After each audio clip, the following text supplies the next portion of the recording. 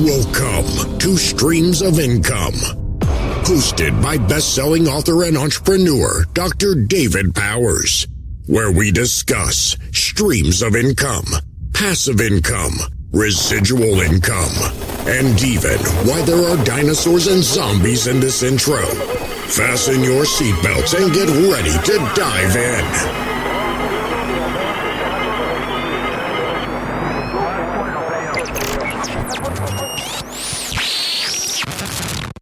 Hello, everybody. Welcome to the Streams of Income podcast. Thank you so much for tuning in. I'm glad you're here. I'm glad you are willing to give me some of your time to listen to either a business lesson or an interview with an amazing entrepreneur. So once again, thank you for listening to the Streams of Income podcast. I hope you enjoyed this episode. All right, we are here with Chris Lento with EMC Capital. And Chris, is it fair to say you're an expert in multifamily real estate? I think at this point, yes. I think it's fair to say.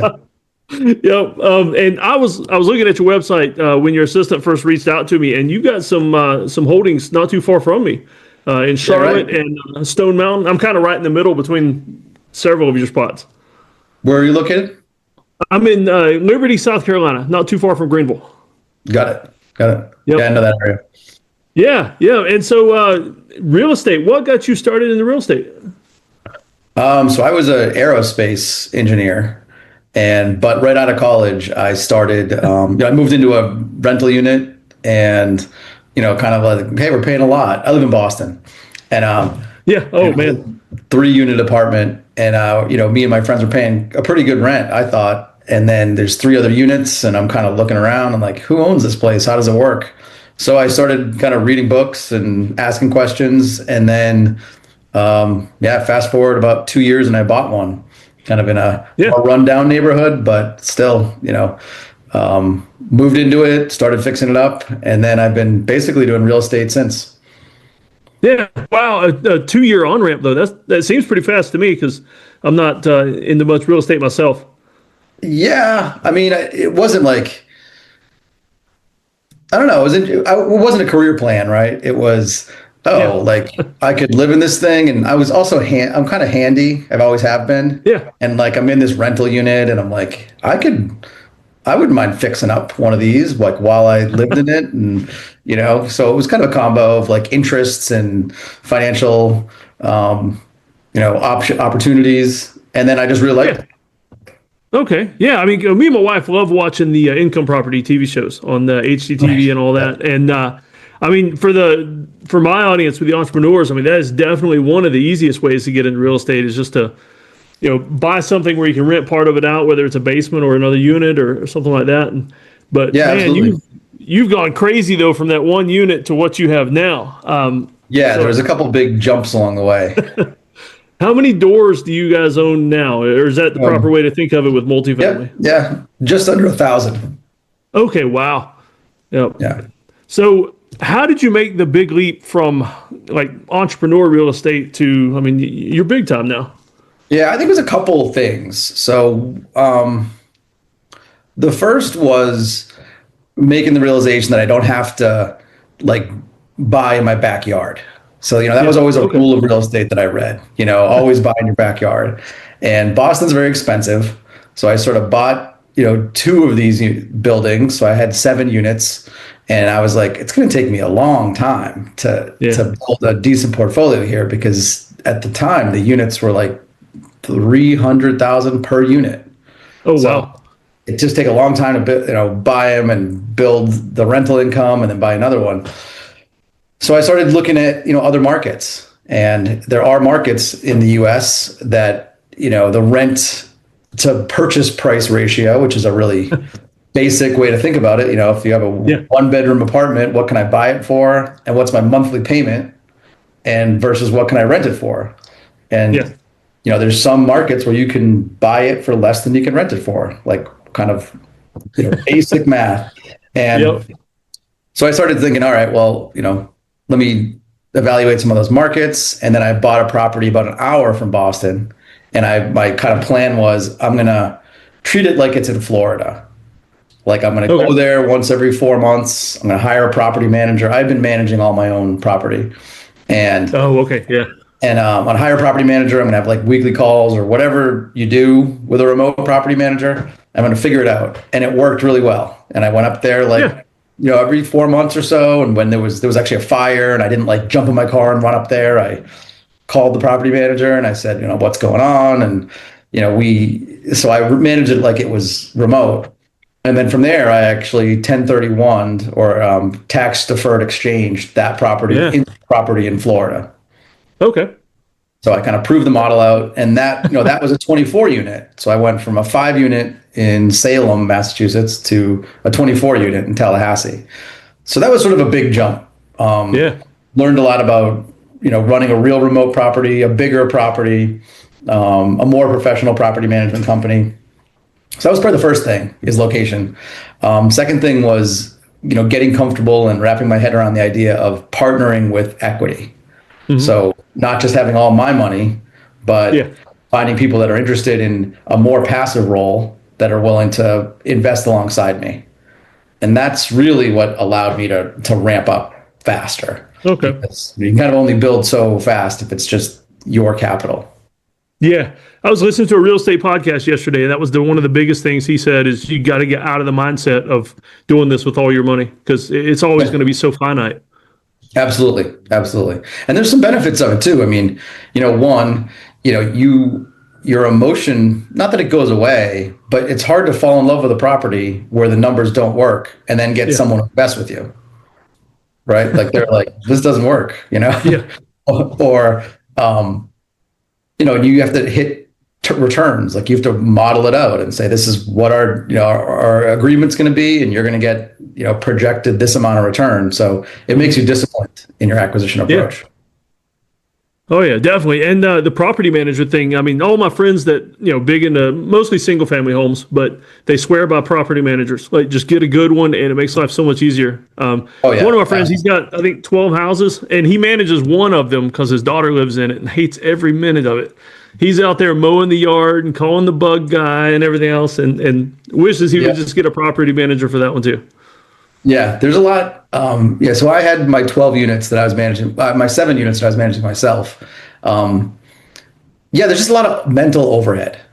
A lot of little things you have to do and keep up on. And then like, I didn't get as many, clogged toilet calls in the middle of the night but I got enough. I got enough so that when the phone rang with a number I didn't recognize, like you had that feeling like, this could be terrible. Like I gotta go deal with it now, I really enjoy having third-party property management and really asset management, which is all the other stuff that's not the day-to-day. So, negotiating the insurance updates, dealing with refinances, dealing with the lender, changing the properties, capital improvements that, I decide we want to make, and then managing the property management is significant effort. It's not passive. We'll put it that way.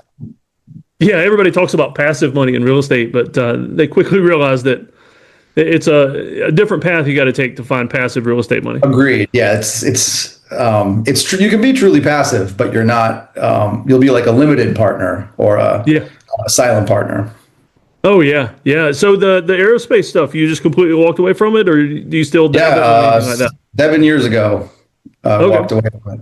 Yeah. Yeah. Which was big, it felt like a risk at the time, but the way I looked at it was I had a good reputation in the field. I could go back. I mean, I don't know about now, but then anytime. So if it didn't work, I had a fallback. It was really just kind of a ego risk, I guess. Yeah. Yeah. So if you wanted to go back and work on the mission to Mars or something, you could jump back into it. Yeah, maybe.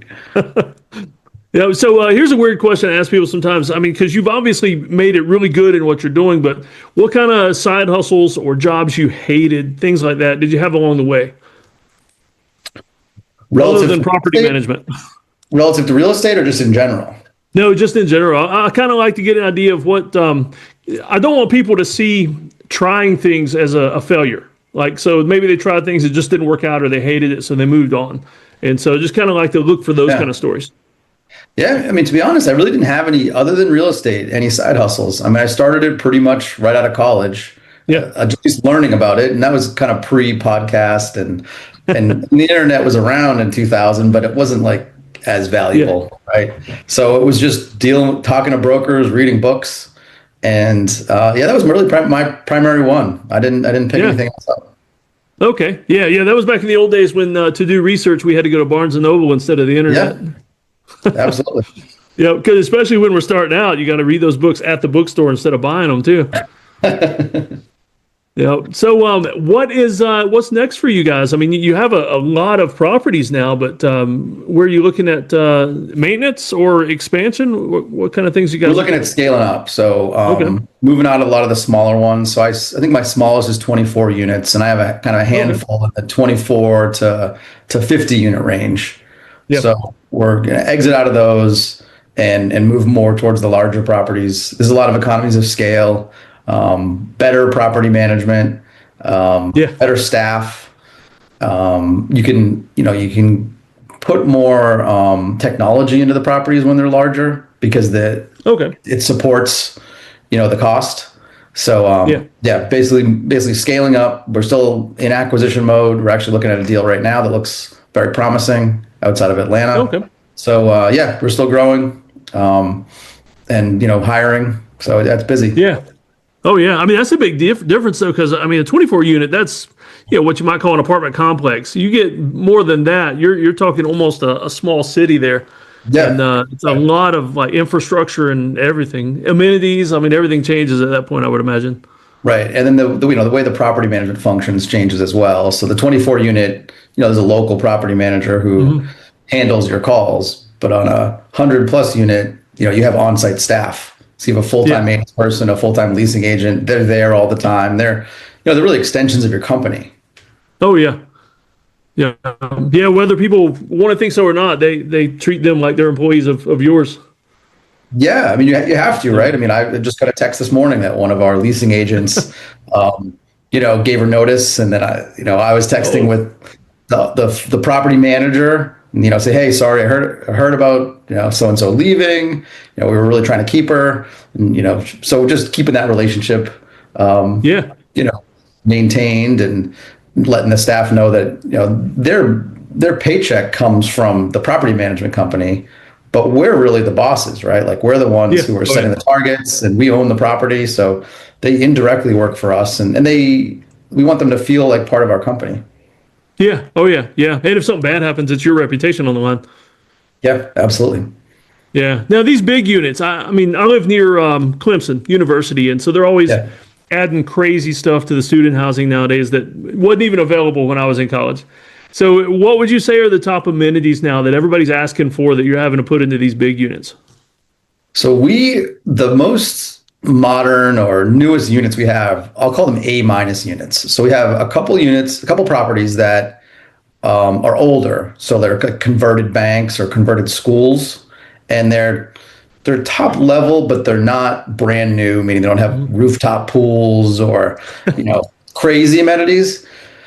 So we don't get into that like class A new build but I would say some things that we have been doing on our level, which is kind of a class B A-, is we've been putting a lot of smart locks on all the apartments. So like a keypad that also integrates with your phone, so you can just like phone it, you can, open the door like that.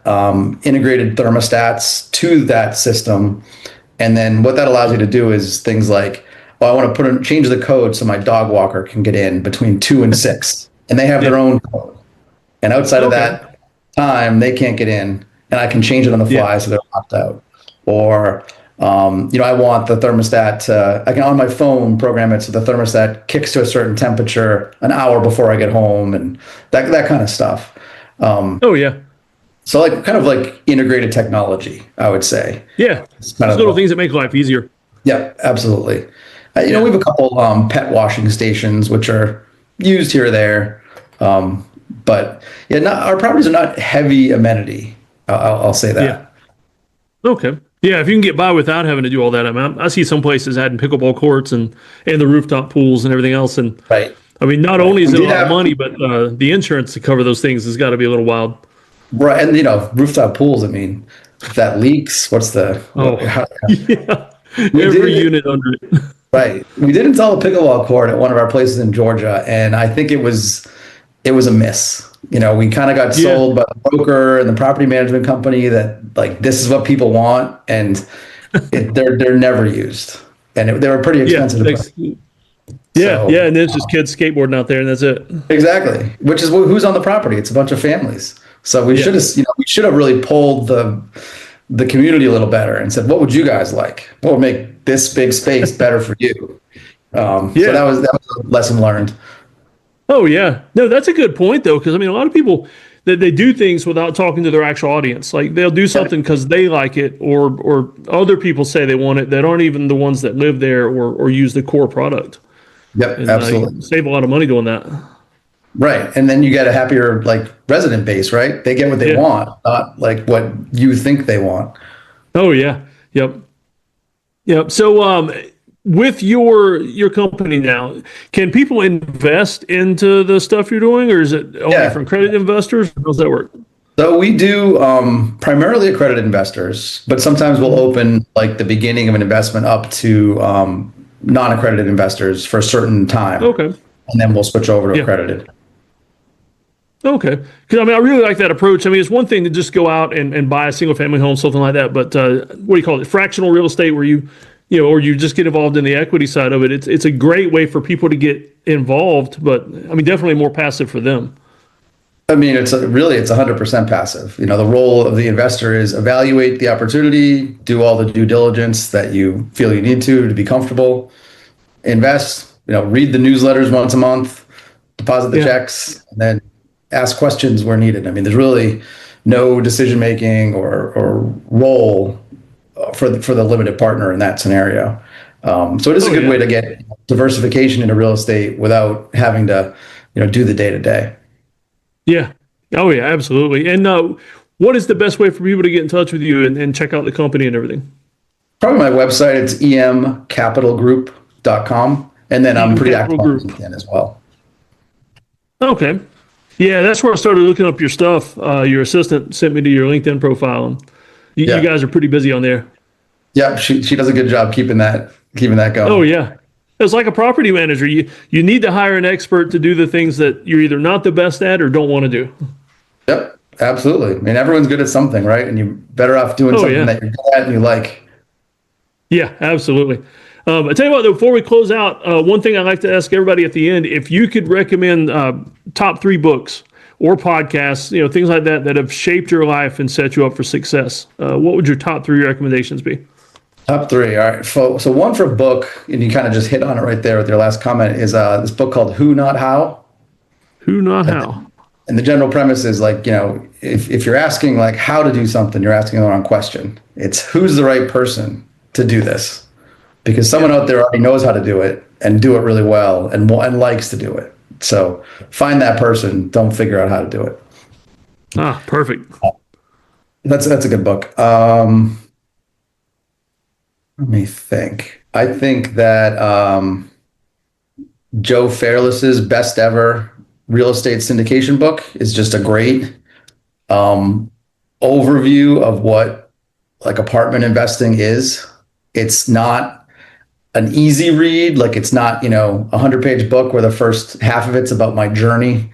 And, it's like one page of actual value, but it's not a real estate textbook. It's a good in between. So it's a read. Okay. It's not a page turner, but it's very, very informative. No, that's good, because I mean, like Rich Dad Poor Dad, it's all story, no strategy, and you kind of Yeah. There's like a continuum, right, bridge that gap. of books. Like that's a great entry book, Rich Dad Poor Dad, just to sort of get your feet wet. This was like a advanced intermediate kind of book, I feel like. Third one. There's a book called Emerging Markets Real Estate that really got me thinking about just multiple different markets and the idea that you don't have to invest in your own backyard. So I would say those are 3 resources just off the top of my head. Yeah. Okay. No, that's great. That's great, because I do get a lot of moms and dads they want to escape W-2, and real estate is an amazing way to do that. And with what you're doing too, they can get invested while they're working the W-2 and not have to just give that up to jump into it. Yep, absolutely. Yeah. Get some experience along the way. You can like you can ask a lot of questions and get some understanding of how the process works. Yeah, because they watch TV shows and start thinking flipping a house is the best way to do it, and yeah, that's just a nightmare trying to flip a house while you're working a full-time job. And right. A lot of hands-on work involved in flipping a house. Oh yeah, yep. That would go back to your old days, right? Exactly. Yeah. Well, Chris, thanks for being on here and for being with us. You are my first multifamily real estate person I've had on, and so you command the room now, man. All right, it's an honor. Thank you. Yep. Thanks for being with us. Great. Thanks. Have a great one. Hey, everybody. Before we close out, first of all, I hope you enjoyed that podcast, whether it was an interview with an amazing entrepreneur or a business lesson for me. I sincerely hope that you gained something from it that you can use in your life moving forward.